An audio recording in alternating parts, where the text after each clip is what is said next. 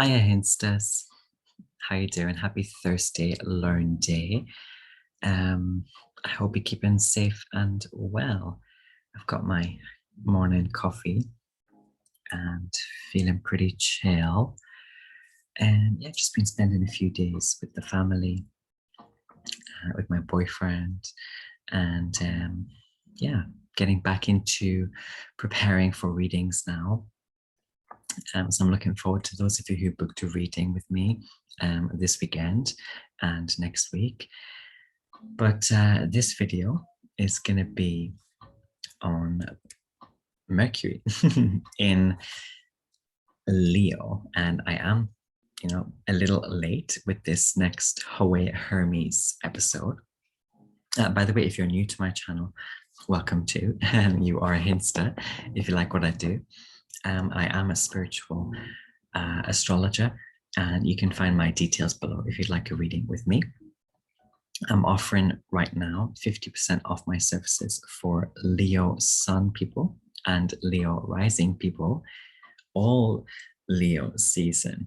So get yourself a reading if you like, or you can even book one for a Leo loved one. So, okay, Hermes. And by the way, you can check out my other Howe Hermes episodes where I talk a lot more about Hermes generally. And also, if you want more of a kind of taste of the journey, a feeling of the journey that Hermes or Mercury has been taking throughout this astro year, including the retrograde that we had back in Gemini and the transit after that, which we had through Cancer. Oh, a bit hot. But yes, Hermes or Mercury or the coyote or the fox or the trickster and a few other sort of similar archetypes. This planet is now in the fixed fire sign Leo, currently under the beams of the sun, and soon to enter a cazimi with the sun, which is basically when they'll both be at the same degree. In this case, it's 9 degrees of Leo. So do let me know, by the way, where you have 9 degrees Leo in your birth chart, and let's talk about it. But we are now entering a mental phase or a mental flash of determination and dedication. A conviction to fight for what and who we feel is worth the fight. Our minds can now be sort of transfixed by the glory of love and the pride of passion, and also the appeal of a captive audience. And some of us are finally throwing away, trinkets that we've kept from exes or other sort of ex relationships. And some of us are putting our brave spirits before, a torturous family situation or a torn situation at home or back home. And some of us I'm seeing also are about to tell the world just how much happiness we have achieved, how much progress we have made. Leo Aquarius axis progress, of course, is very important, just as much as the pride and the performance and the pageantry of Leo season. In my case, I decided to do this cute, maybe silly little thing where I send my boyfriend a love card for every day of Leo season. Because I do remember one day when we were sort of starting to date, and I saw him checking his empty letterbox, and he was saying something like, people should send me things, people should be thinking of me. So anyway, Mercury in Leo could quite literally have us, writing or making something out of love.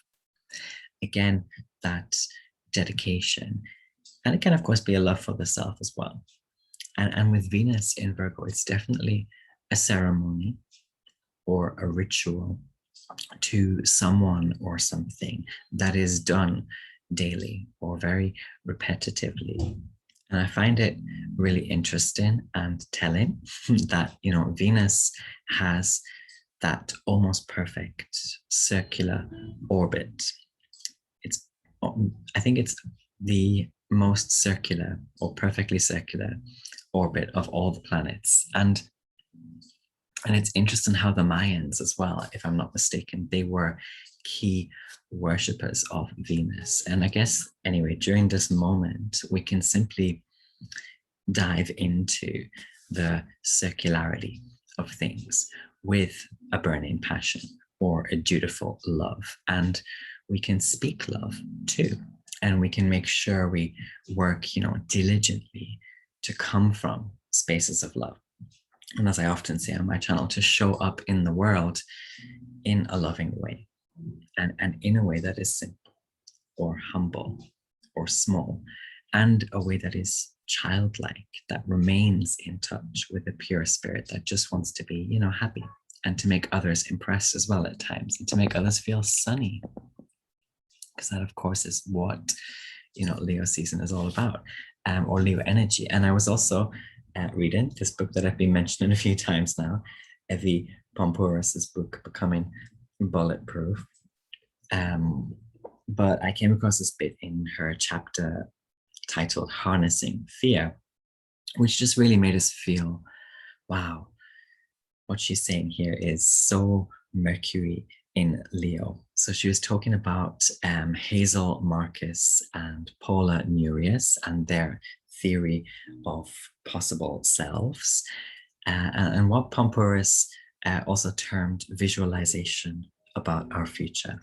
And basically, they were on about what we want to become and also what we don't want to become, based both on hopes and fears, our hopes and our fears.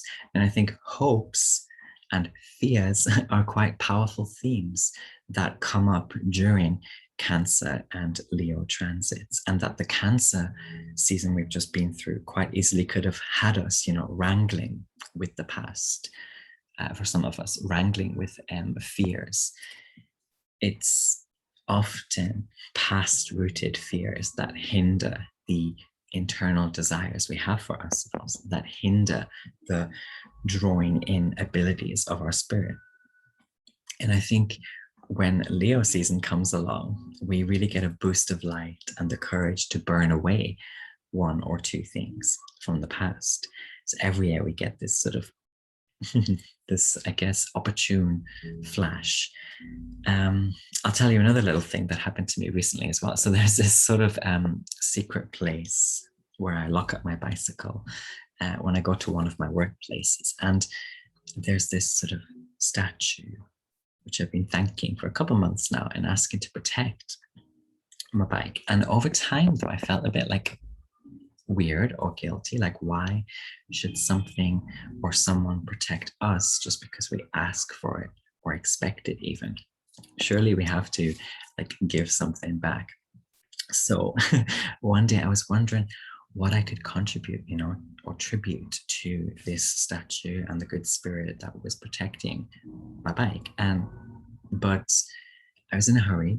I never really got around to making any sort of tribute until when I was locking up my bike and smash, a bottle of perfume from my bag fell to the pavement and smashed, losing all of the liquid, and a strong poof of the perfume hit me as I realized what had happened.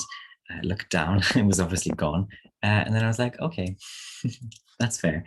And, I've been using that perfume, which was something an ex gave me. And I'd been meaning, to throw it away or to stop using it, or to just force myself to keep using it until it's gone, whatever. But I never did throw it away or get rid of it or use it all up. And so boom, it was taken from us, smashed, and offered up to the statue. And the statue is a kind of keeper of the trees type of thing, without going too much into it. But I do guess it's apt to offer something fragrant and natural to a protector of that sort.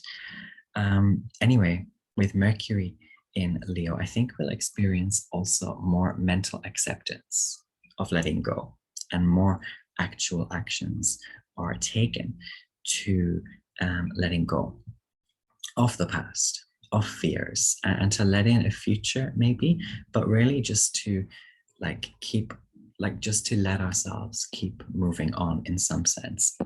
And you know, to touch back on Effie Poumpouras' book and that theory of possible selves, I do reckon that this Mercury in Leo transit can offer us some powerful chances to be the hero we've always wanted to be. And this doesn't have to be, you know, something grand or cheesy or dramatic. You know, and I always want to emphasize this, you know, each season doesn't have to be something so like superhero, you know, so like self, like self-help, transformationally involved. It doesn't have to be so dramatic.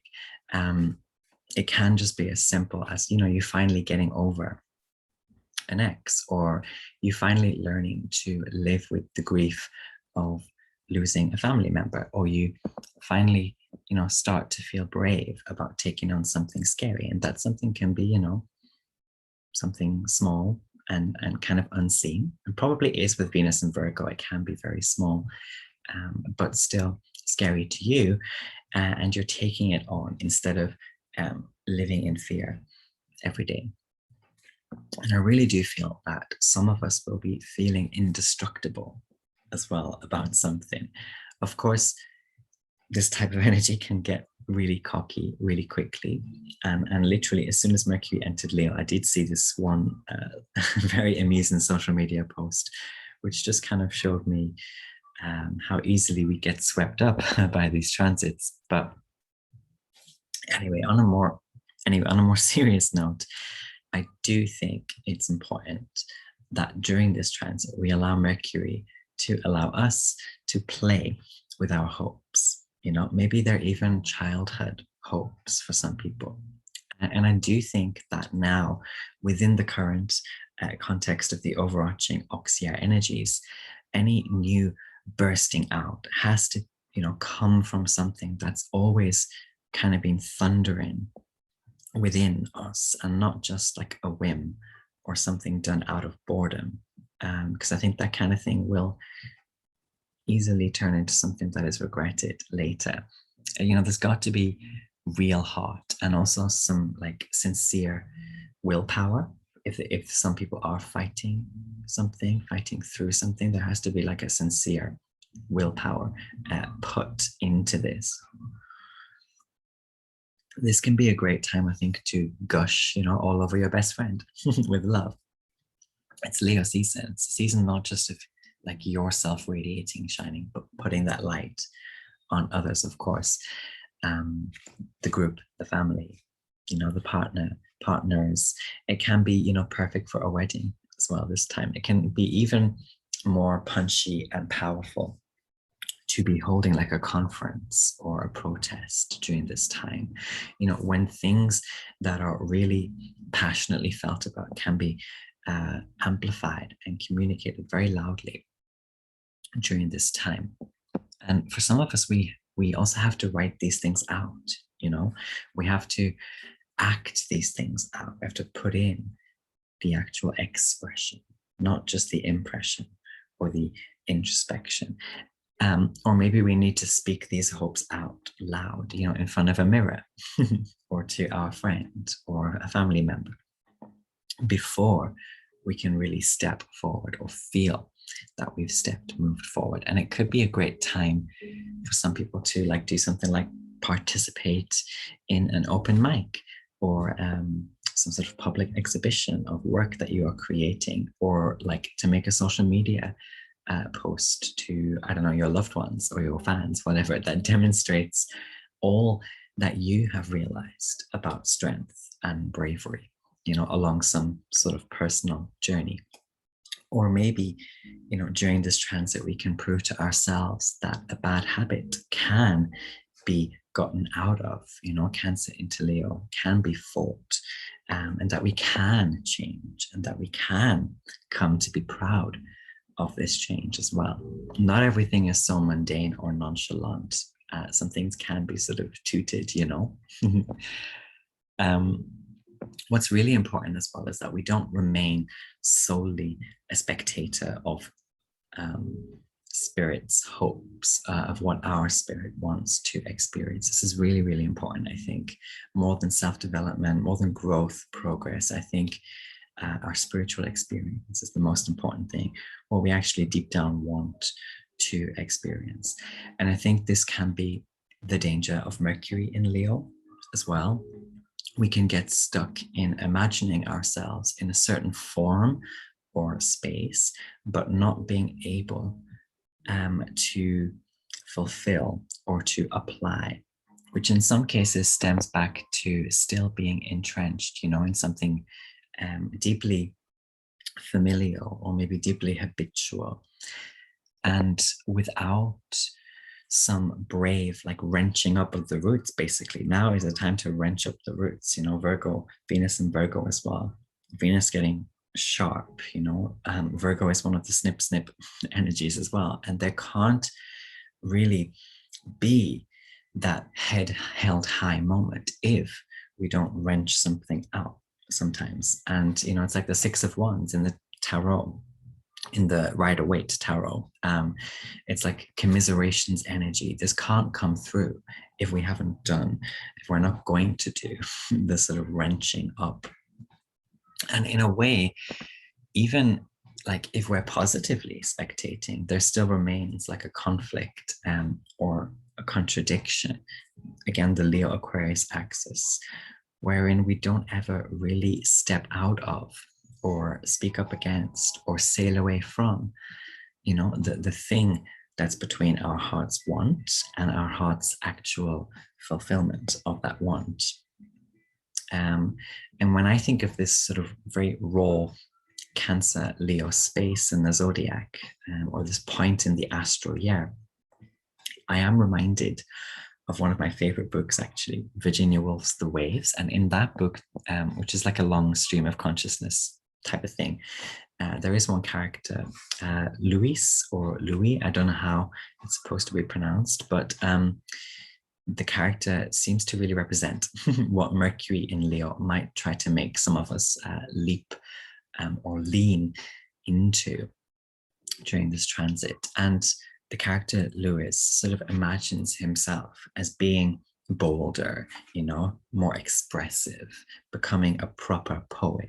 But in reality, as he grows older, never quite makes these things a reality, yet still continues to like spectate himself. There's like a parallel thing going on, and continues to sort of spectate his hopes manifesting without them actually manifesting. And there is sometimes a way in which I think we have to be a part of something or some group as well if we are to become, the hopeful thing that we are spectating.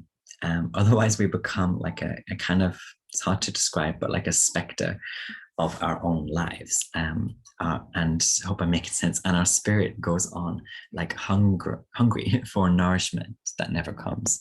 And basically, and this is sometimes what happens if we refuse to, participate in a group or collaborate as well with Leo Aquarius axis type energy. We refuse to dance with others, to be with others, to shine light on others, or see the light of others, and therefore we never really realize our own hope or potential as well.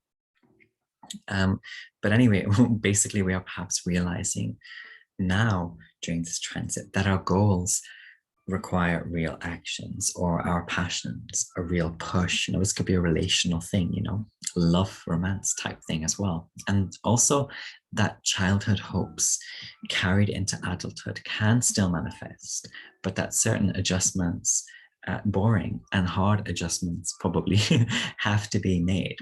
Leo is going into Virgo. Anyway, let me know in the comments what you make of this. I'm kind of meandering here, but basically with the sort of hyper connective and hyperactive Mercury being in the sign of Leo, some of us are perhaps getting these messages to like essentially fight or to throw ourselves more fearlessly forward, toward that which we truly want to experience. And it could be love again, or it could be like a certain occupation, right? a poet, or a certain freedom, even.